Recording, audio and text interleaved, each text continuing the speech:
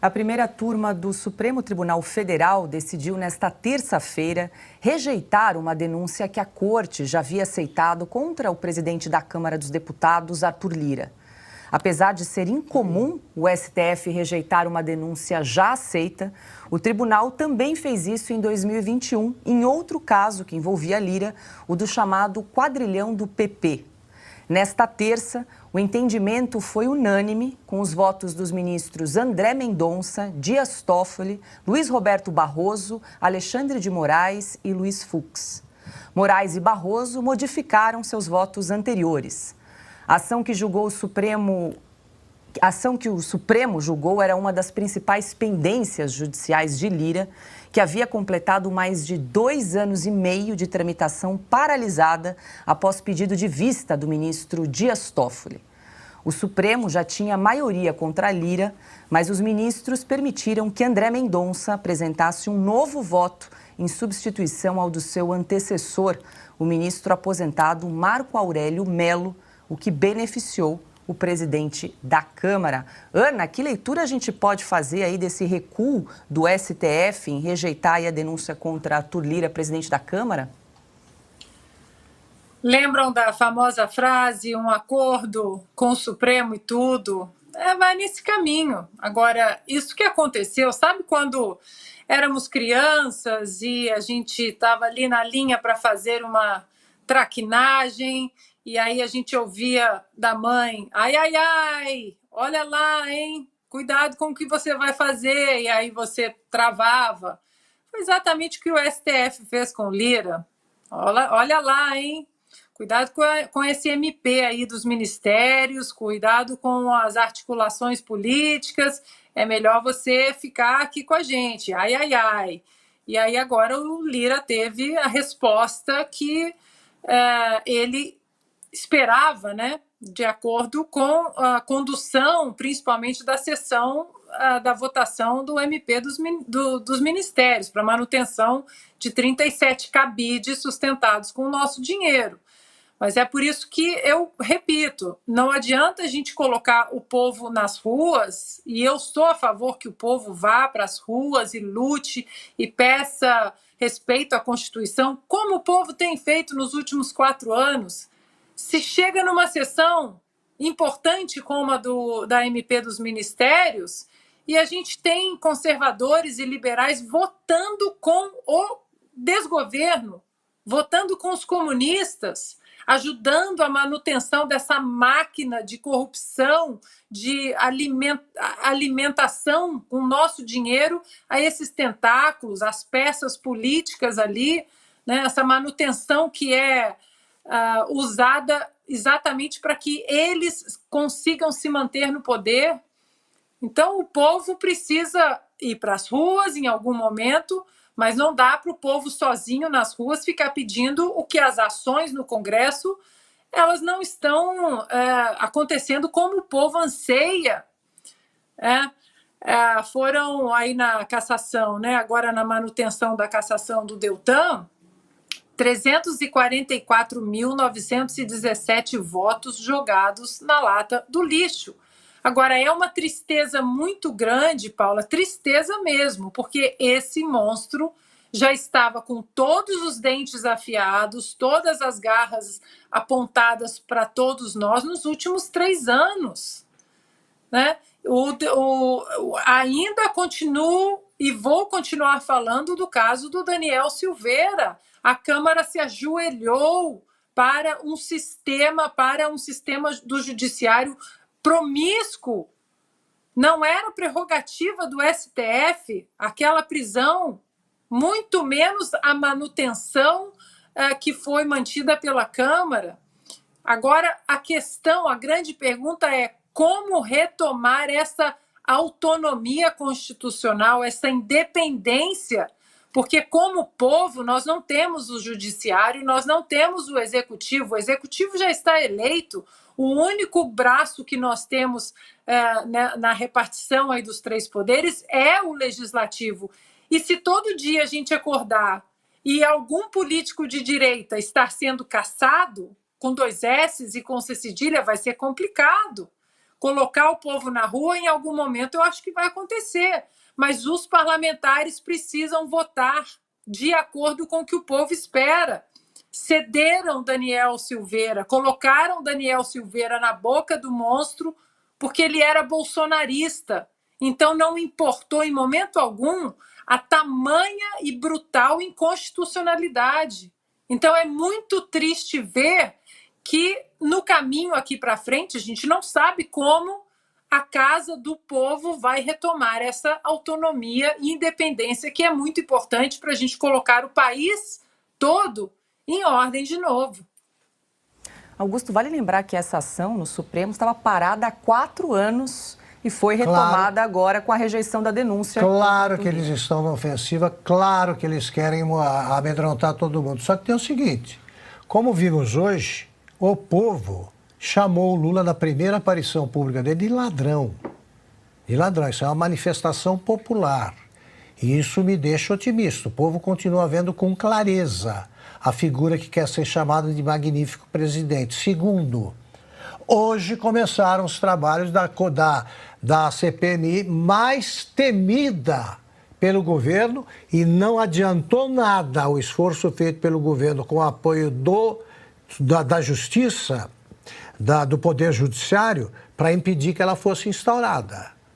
Então, eu, como sou otimista profissional também, eu acredito no seguinte, vem aí revelações que o governo deixou claríssimo que preferiria que ficassem em sigilo. Elas vão aparecer. E é isso que muda a história. Tá? O governo está lamentando neste momento, pode festejar, aí um passo, mais uma ofensiva contra o presidente da Câmara. Mas tem de lamentar as cenas que nós exibimos aqui e tem de se preocupar bastante com o que poderá vir da CPMI. Fernão, quer complementar? Eu quero. Eu só lembro para vocês a ordem dos fatores do que aconteceu poucos anos atrás.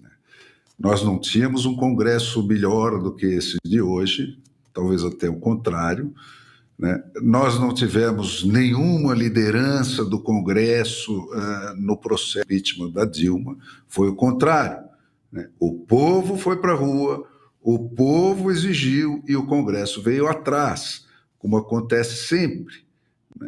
Quando os Deltans Dallagnol ou qualquer outro deputado eleito é cassado, quem é cassado é o povo, o espoliado é o povo, não é o deputado. O deputado é apenas o agente dessa espoliação, Aliás, o paciente dessa exploração, Mas essa foi a ordem dos fatores, Vocês brasileiros, derrubaram o governo da Dilma por iniciativa de vocês, a qual o Congresso acorreu, porque o Congresso responde à pressão popular, porque ele é o poder eleito. E quando essa pressão popular é explícita e grande o suficiente, o Congresso vem atrás. Então, não esperem que aconteça algum milagre. Esses deputados que estão votando com o governo, não estão votando com o governo, eles estão sendo chantageados. Estão sendo chantageados explicitamente com processos desenterrados como esse que jogaram em cima do Arthur Lira agora, e estão sendo chantageados também com outras questões que não podem ser mencionadas explicitamente, mas que estão naqueles 7 terabytes de dados e gravações e grampos da Vaza Jato que o seu Toffoli requisitou e tirou de circulação e guardou para ele, porque esse é o tipo de munição que esse pessoal está usando. Então, qualquer um que se levantar solitariamente no Congresso vai ser atingido por uma bomba desse tipo, ou alguma que possa ser apresentada explicitamente, ou alguma que vai ser enfiada nele por baixo do pano. Mas isso facilita a vida de quem quer nos ferrar, né? Quem tem que tomar a iniciativa, quem está sendo espoliado, quem está sendo ameaçado é o povo brasileiro. E se ele não reagir, ninguém vai reagir por ele. Ana, quer arrematar o assunto? Só completar, eu concordo com o Fernão em relação, né, ao povo, que, na verdade, quando caça-se um deputado, é o povo, né, é aquele voto, são 344.917 votos que foram cassados. A diferença que eu vejo da época do impeachment da Dilma para cá é que antes não havia um monstro jurídico que metia medo no povo. E esse monstro jurídico hoje, ele só pode ser parado pelos representantes do povo nas casas legislativas. Antes, o povo não tinha tanto medo de ir para as ruas. Hoje nós temos centenas e centenas e centenas de pessoas presas inconstitucionalmente, sob a guarda aí do STF. Essas pessoas nem foro privilegiado elas têm. Então, eu acho que precisa haver uma reação conjunta. Não pode ser só o povo cobrando nas ruas, não pode ser o Congresso falando sozinho. O povo tem que, em algum momento, perder o medo, mas o Congresso também, em algum momento, também tem que perder o medo desse monstro do judiciário. É por isso que, em algum momento da nossa esfera política, do nosso caminho político, a gente tem que acabar com esse foro privilegiado, porque essa carta deixa qualquer um dentro do Congresso refém exatamente desse monstro jurídico que está acabando com o nosso país. Meu voto é sim por um Brasil acima de tudo e por Deus acima de todos. O meu voto é sim.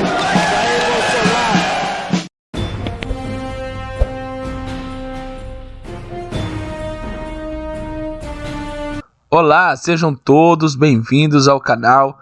Você que ainda não se inscreveu no canal, se inscreva no canal, acione o sininho das notificações e deixe aquele joinha que fortalece o nosso trabalho. E vamos para a manchete do dia, créditos total ao canal CNN Brasil, que traz a seguinte matéria: voto de Moraes no julgamento do marco temporal defende indenização a ruralistas. Ministro refuta a tese de marco temporal, mas muda o foco da discussão do plenário no STF.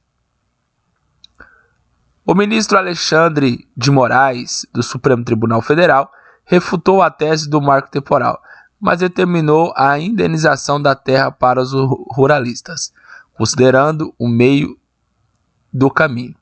A tese defendida por Moraes mudou o jogo e foi bem vista por outros ministros da corte, conforme apurou a CNN. O ministro André Mendonça pediu vista para analisar melhor o voto do colega. O seu voto, Moraes, diz que, inexistindo a presença do marco temporal, assistindo ao particular direito à indenização prévia em face da União, em dinheiro em títulos de dívidas agrárias, se for no interesse do beneficiário, tanto em relação à terra nua quanto às benfeitorias necessárias e úteis realizadas. Traduzido, o ministro não aceita a tese de limitar a demarcação de terras indígenas à data da promulgação da Constituição de 88, mas abre uma nova discussão. No entendimento dele, o Estado é obrigado a indenizar as pessoas de boa-fé que tiveram título de propriedade concedidos.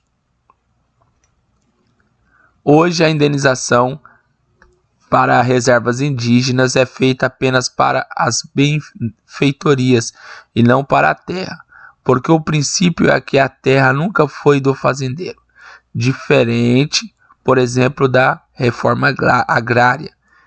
Esse novo entendimento pode significar uma conta expressiva para a União e para os estados que desejam criar reservas indígenas.